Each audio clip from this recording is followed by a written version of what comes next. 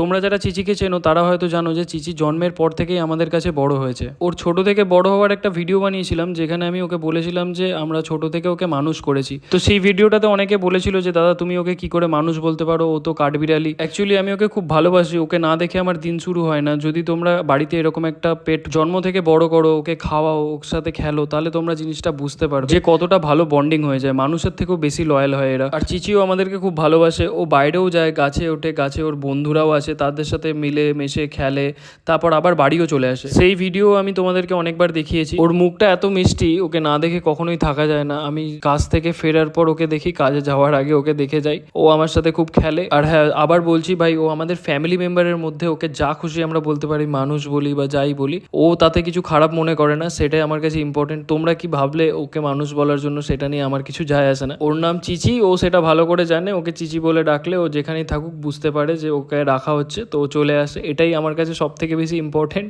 যাই হোক, সবাই খুব ভালো থেকো। Thank you.